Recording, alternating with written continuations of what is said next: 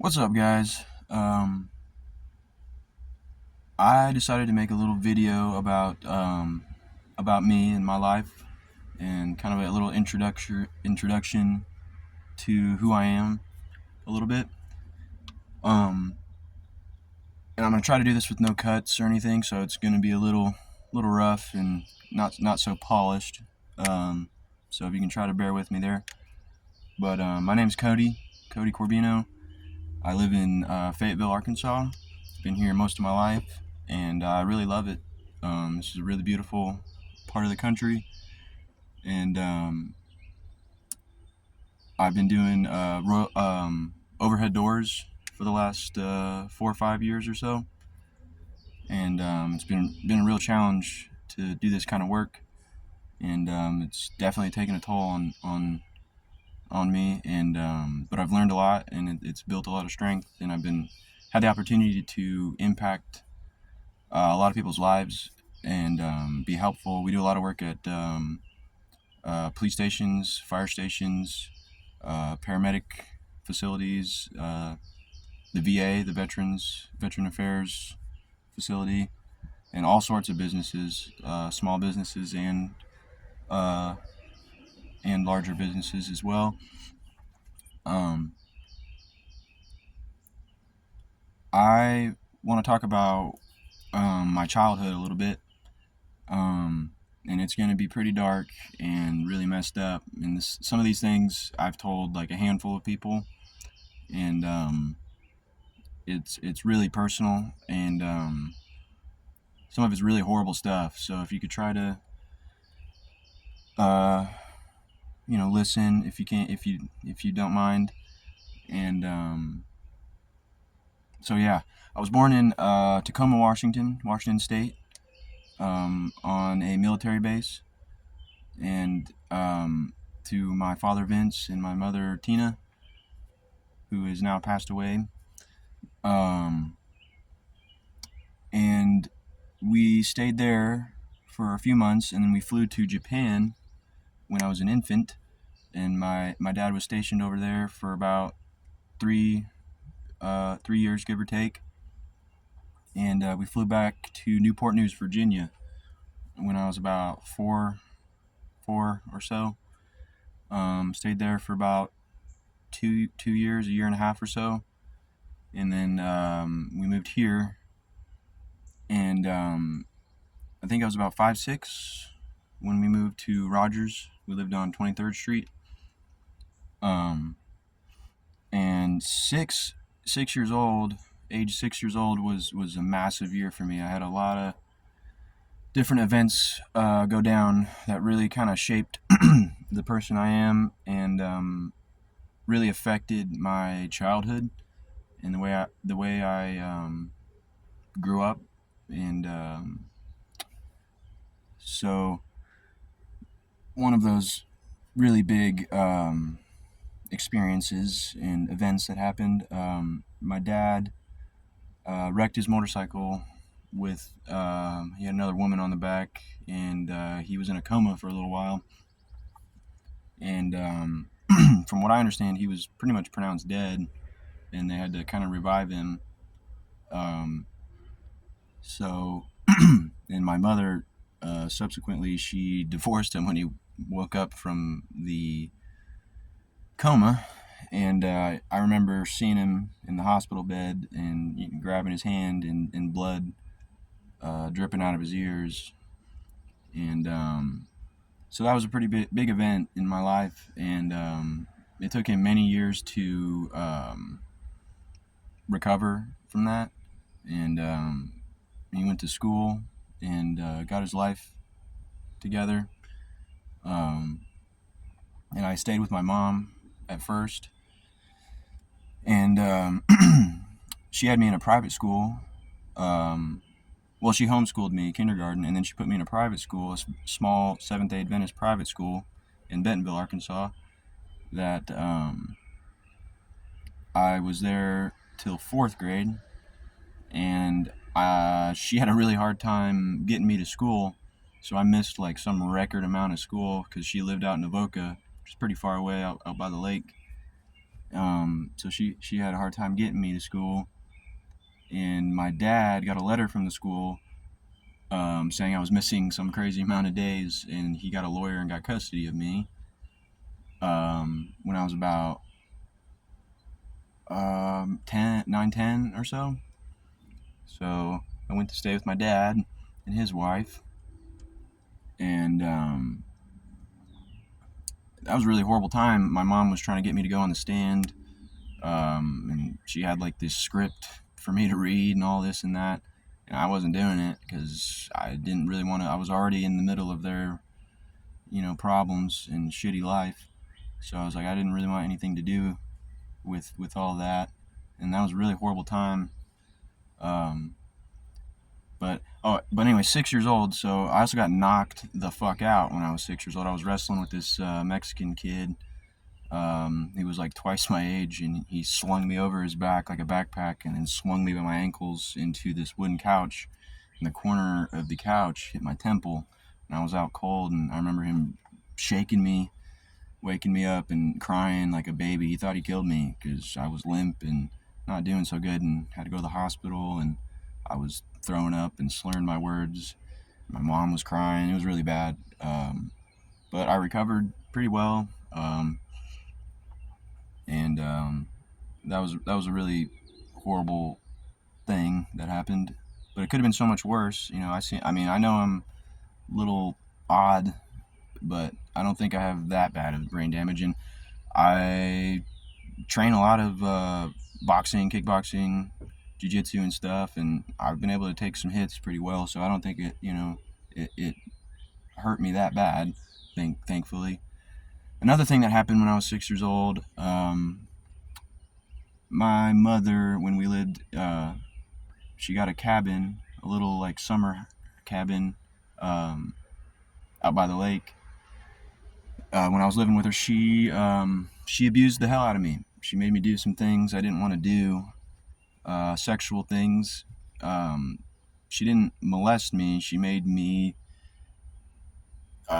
put what looked like a turkey baster inside of her. And I know that's really horrible. I don't like talking about it, and it's like really shocking and horrible. But it happened, and um, she never let anything like that happen again. I think she really just lost her mind. I don't understand what she was thinking. She said she was sick at the time, from what I can remember. And obviously she was very sick in her head. And come to find out that she had experienced abuse from her father, who I don't have, empirical evidence or proof, but I believe she was raped by her dad. And he was definitely a sexual deviant of sorts. Married 9 times, and just a crazy bastard. And so those things primarily really fucked me up as a kid, and made it really hard for me to just be normal. And all right, so I ran out of memory on my phone. Okay, so where was I at? Oh yeah, I have flashbacks from some of these events that I didn't even know I was having flashbacks. I didn't understand any of that. I didn't know what PTSD or, you know, I lived in I was like in shell shock most of my life, and I tried to cope with humor and music. Music was my first love. Without music, man, life would have been really, really bad. Um, and I found music pretty young, and it I don't want to say it saved me, but it gave me something to enjoy and focus on, other than the horrible realities of my life. Um, and I know I'm not alone in that. And the whole point of why I'm doing all this, why I'm explaining this, because I don't feel like I need to explain myself. I just want to share with you where I'm coming from, because I feel like I feel very misunderstood. I feel very unknown as far as why I am the way I am, and um, so I feel like an explanation is due, so that you have an idea of where I'm coming from. And it's really bad. Obviously you don't want to go through those kind of things. And as life went on, it really got harder because I was so young when some of these things happened. I didn't understand. I was clueless. I was too young. I didn't have a perception to know how bad some of these things really were. And as I became an adult, it almost got worse, to be honest, because I just couldn't believe it. I couldn't believe. Um, all right, so my phone keeps overheating. It's really fucking hot out here. Anyway, what was I saying? Oh yeah, the flashbacks. So I have fucking flashbacks of this shit, and I didn't know what that was. I didn't know what I was really feeling or experiencing. I was just stifled, and uh, it really made it really hard to communicate. It still makes it hard to communicate. I mean, I have like crippling anxiety from this stuff, and the point of why I'm making this video isn't to wham look at me. I don't need your attention. I don't need your sorries or sympathy. I'm trying to let you know that there's people out here that have gone through everything you've gone through. You're not alone, and life didn't really, work out the way I would have liked it as a younger person. I was trying to do music. I had started some little bands when I was a teenager, um, and it didn't work out because we were too young, and people moved on to bigger and greater things, and they had some of my peers at that time had some serious issues going on, as well as me. But I've been fortunate that I don't have any. It's amazing that I'm not a drug addict or in jail or an alcoholic. Um, Considering my mother had some substance abuse issues. My dad was an alcoholic, also had some substance abuse issues. Um, so I just had the opportunity to see what happens when you get lost in that, and I smoke a lot of weed. I'm not really proud of that, or but that's my coping mechanism. And how that started was because I had horrible migraines when I was like 13, 14, 15, 16, and they kind of fizzled out about 21, 22. And they were debilitating migraines. I didn't know what was happening at the time, and they really scared me. And they would happen in school, and I had no clue. I thought I was dying. I had no clue what was happening. I would lose my vision, get extremely dizzy, and I'd have numbness in parts of my hand and face sometimes, and extreme headache and nausea and sensitivity to light and sound.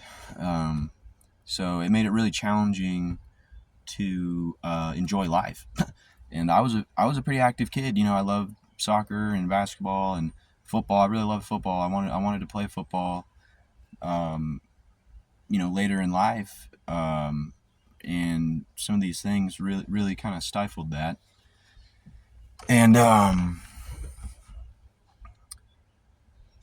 also, I was homeless for a summer with my mom. She was running from the police. She had warrants out for not paying child support, and we lived on the river for a summer, out in Missouri, southern Missouri. And I was like 10, 11, 12 or something. I think I was like 11, 12. And again, I was clueless. I didn't know what the hell was going on. I was just there trying to be happy. I always tried to make the best of everything. And I tried to be a good kid to my folks, even though they were putting the weight of their world on my back. And yeah, I was very, as I got older, I was very, very filled with animosity and just frustration and anger because I felt like I was robbed. I was robbed of a childhood in a lot of ways because I was stuck with two parents, if you can even call them that shouldn't have had kids. They weren't ready to be married or have a child. You know, they had some serious issues that they brought in onto me, you know, and I had to kind of take on their problems. And I felt treated like an emotional teddy bear of sorts, pretty much my whole upbringing. And these things made it really hard to have friends, to be honest, because I didn't relate to a whole lot of people. You know, I could tell that I wasn't coming from where other people were coming from, and they didn't know where I was coming from, and I couldn't explain it because I was so ashamed. I was so ashamed and embarrassed about these things. So I just hid them. You know, I just didn't talk about it. To you know, some of my closest friends, they had no clue that these things went down. And now that I'm older, I just feel like I can talk about it because I'm not afraid. I'm not afraid to talk about it, and I think it can bring people together by having transparency and honesty. And even though it's so hard for me, man, like this shit it's humiliating. It's humiliating, and it's stifling. I feel just lost, you know, in a world that I didn't ask for, you know. But I wouldn't change it for the world because I have an insight and an experience that a lot of people don't have, and it built character and it built a heart that I can use to try to help people. Because ultimately, I feel worthless if I'm not of use, if I can't help you, if I can't do something to help somebody, then what good are you doing? If you're just taking from people, using them, you know, lying to them, manipulating them, it's like you ain't shit, dog. It's like that. That's no life that you're living, and you might think so, but it's like, nah, dog. Life isn't about taking from people and being a fucking piece of shit. And so I've always tried to work for what I've got, and it ain't much, but you know I've literally broken my fucking back and balls to try to provide something tangible and something that I did. You know, nobody else was giving me shit. I've had some really amazing people that have helped along the way, and very very grateful for them, and they know who they are.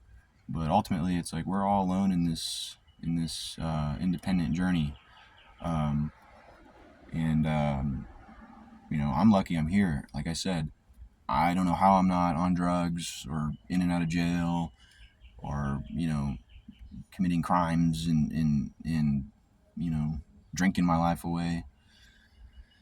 Um, I've been fortunate enough to find the strength within myself that a lot of people never find it, you know. And that's again another point to why I'm making this video, is to try to show you that people go through the worst things in life, dude, and you can still make something happen. You can still, you know, and it's been a shit show for me.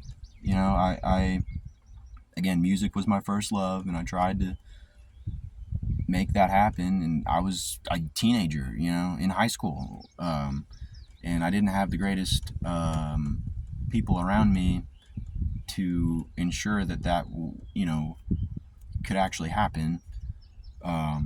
So very disappointing because that's what I loved. That's what I still love, and I still want to make music. You know, I'm an extremely loyal kind of person. I don't want to make music with anybody else, and you know, I still want to like make music with my boys that have kind of moved on to again bigger and greater things or whatever.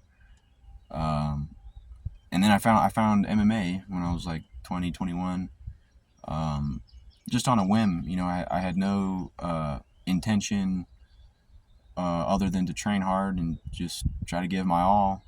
And I got way better than I thought I was going to get at it. And people were kind of expecting me to, you know, fight and have some career or something. And it's like, it's not really, that wasn't why I started. You know, I started because I had nothing.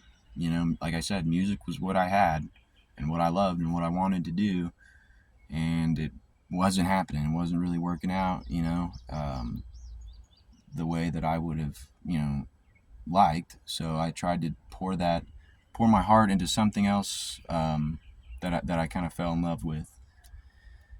And I love MMA. I love boxing. I love jiu-jitsu, Muay Thai, kickboxing, judo, wrestling. I love it all. It's really big part of my younger 20s and stuff. And then I kind of got talked into and convinced myself to, all right, I'll fight. Well, my mom got cancer when I was, well, she had it and she didn't know she didn't officially get diagnosed till I was like 20 or something. I think 21, 20, give or take. And I didn't speak to my mom throughout all of high school. I completely ignored her for reasons X, Y, and Z. Mainly, I just wanted to focus on school. I didn't want the distractions that came with my mom, even though I loved her and absolutely hated her at the same time. I hated her. I absolutely hated her. I wanted her dead.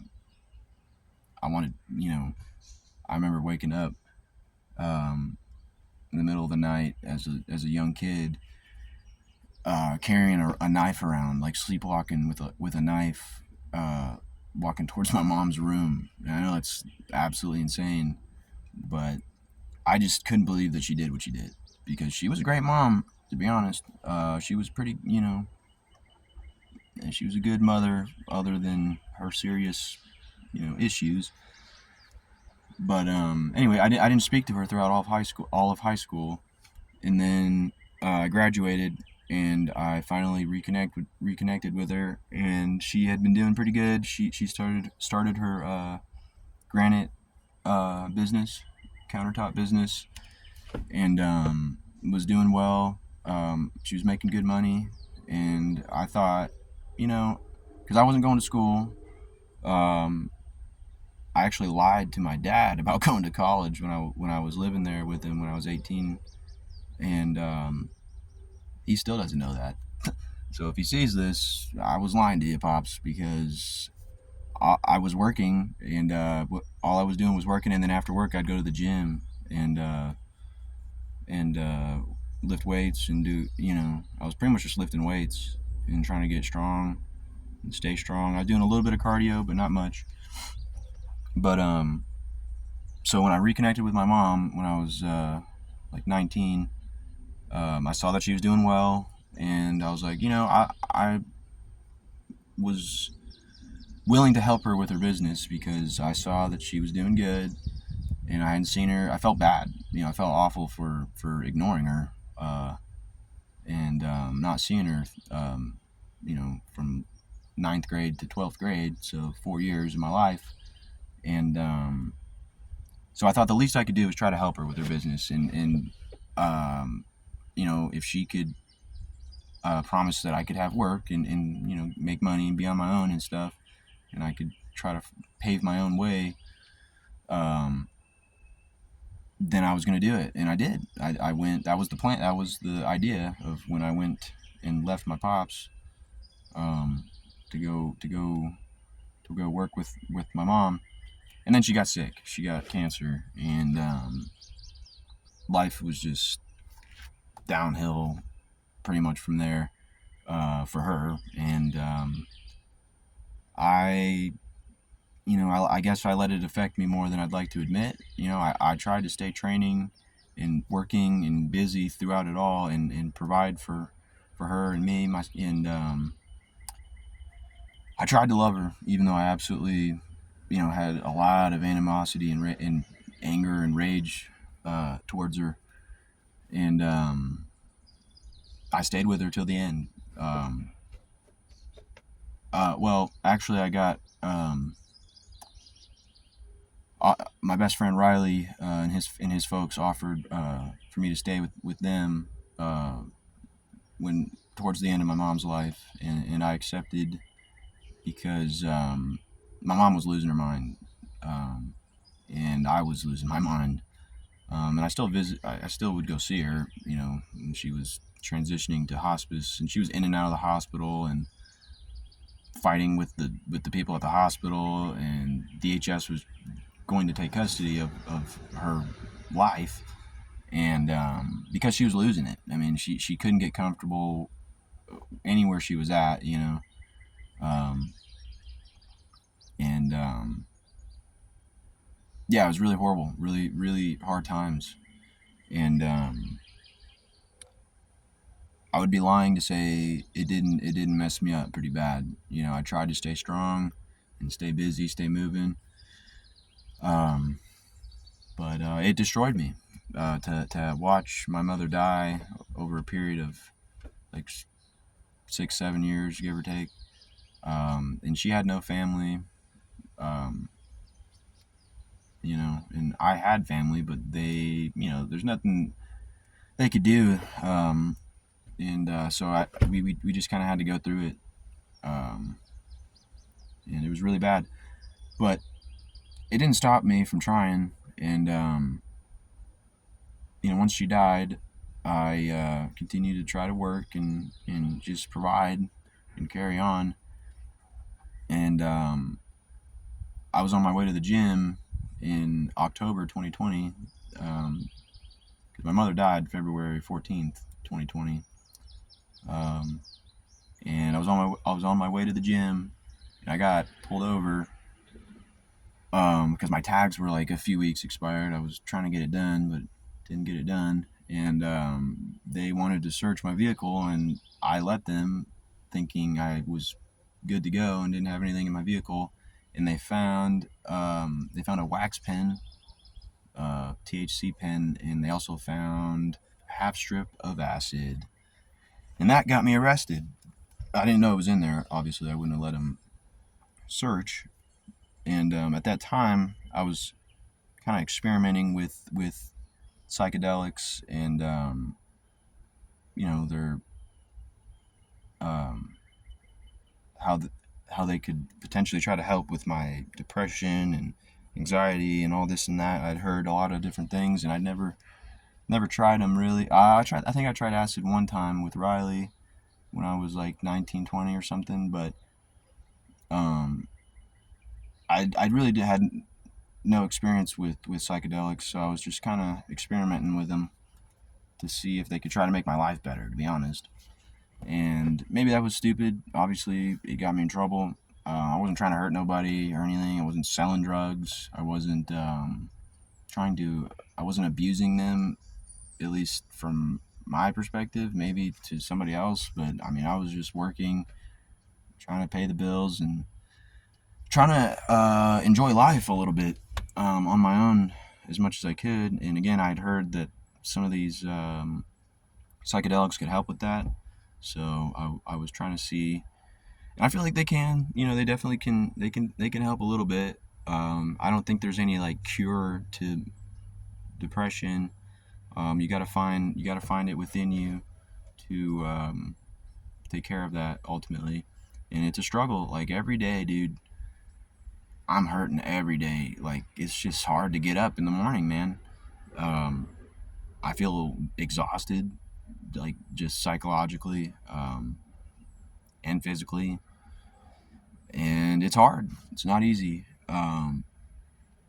but you just gotta try to fucking put one foot in front of the other and make something happen. And if it wasn't for music, man, life would be hard. Music is a huge factor of what's helped keep me together, and I'm so grateful to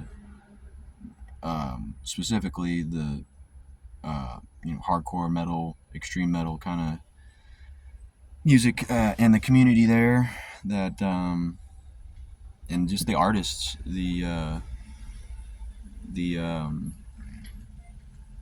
powerful artists that are in metal and alternative music and hardcore music. Um, it's very special. It means a lot to me. Obviously, I'm constantly sharing music because I love it, and it means a lot to me. Um, so, all right, well, that might be enough blabbing for today. I think that's like almost 30 minutes of fucking talking. And let me know if you want to talk about some more stuff, and if you have some stories or something you like to share in the comments or whatever, go ahead and do that. And I would love to try to connect with some of you guys more on a personal level.